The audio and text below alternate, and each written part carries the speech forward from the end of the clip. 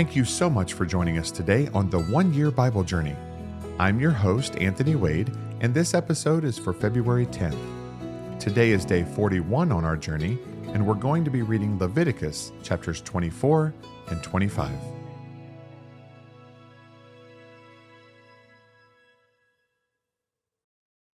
Leviticus chapter 24.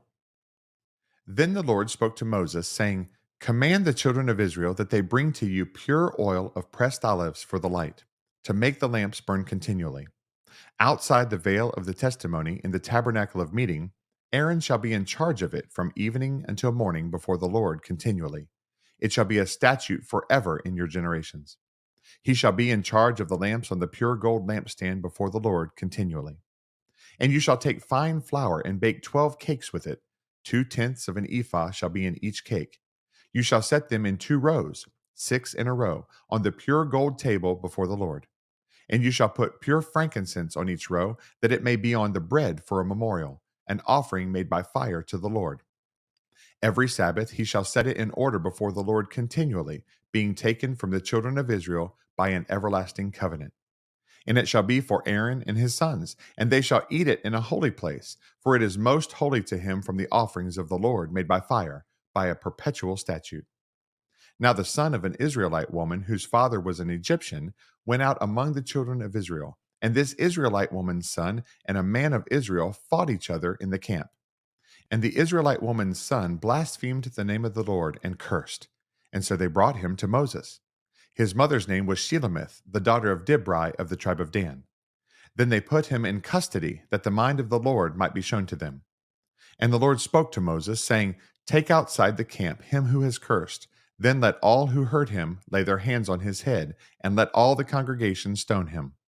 Then you shall speak to the children of Israel, saying, Whoever curses his God shall bear his sin, and whoever blasphemes the name of the Lord shall surely be put to death. All the congregation shall certainly stone him, the stranger as well as him who is born in the land. When he blasphemes the name of the Lord, he shall be put to death. Whoever kills any man shall surely be put to death. Whoever kills an animal shall make it good, animal for animal. If a man causes disfigurement of his neighbor, as he has done, so shall it be done to him. Fracture for fracture, eye for eye, tooth for tooth. As he has caused disfigurement of a man, so shall it be done to him. And whoever kills an animal shall restore it, but whoever kills a man shall be put to death. You shall have the same law for the stranger and for one from your own country, for I am the Lord your God." Then Moses spoke to the children of Israel, and they took outside the camp him who had cursed, and stoned him with stones. So the children of Israel did as the Lord commanded Moses. Leviticus chapter 25. And the Lord spoke to Moses on Mount Sinai, saying, "Speak to the children of Israel, and say to them, When you come into the land which I give you, then the land shall keep a Sabbath to the Lord. 6 years you shall sow your field, and 6 years you shall prune your vineyard, and gather its fruit.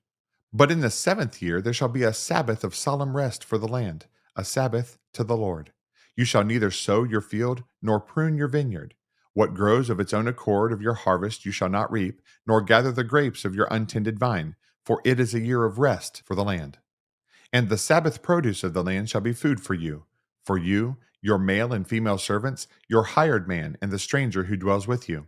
For your livestock and the beasts that are in your land, all its produce shall be for food.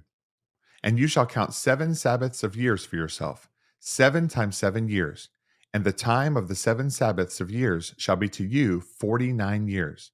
Then you shall cause the trumpet of the Jubilee to sound on the 10th day of the 7th month. On the day of atonement you shall make the trumpet to sound throughout all your land. And you shall consecrate the 50th year, and proclaim liberty throughout all the land to all its inhabitants. It shall be a jubilee for you, and each of you shall return to his possession, and each of you shall return to his family. That 50th year shall be a jubilee to you. In it you shall neither sow nor reap what grows of its own accord, nor gather the grapes of your untended vine. For it is the jubilee. It shall be holy to you. You shall eat its produce from the field. In this year of Jubilee, each of you shall return to his possession. And if you sell anything to your neighbor, or buy from your neighbor's hand, you shall not oppress one another. According to the number of years after the Jubilee, you shall buy from your neighbor, and according to the number of years of crops he shall sell to you. According to the multitude of years, you shall increase its price, and according to the fewer number of years, you shall diminish its price. For he sells to you according to the number of the years of the crops. Therefore, you shall not oppress one another, but you shall fear your God, for I am the Lord your God. So you shall observe my statutes and keep my judgments and perform them, and you will dwell in the land in safety. Then the land will yield its fruit, and you will eat your fill and dwell there in safety. And if you say, what shall we eat in the seventh year, since we shall not sow nor gather in our produce? Then I will command my blessing on you in the sixth year, and it will bring forth produce enough for 3 years. And you shall sow in the eighth year, and eat old produce until the ninth year. Until its produce comes in, you shall eat of the old harvest. The land shall not be sold permanently, for the land is mine, for you are strangers and sojourners with me. And in all the land of your possession you shall grant redemption of the land. If one of your brethren becomes poor and has sold some of his possession, and if his redeeming relative comes to redeem it, then he may redeem what his brother sold. Or if the man has no one to redeem it, but he himself becomes able to redeem it, then let him count the years since its sale, and restore the remainder to the man to whom he sold it, that he may return to his possession.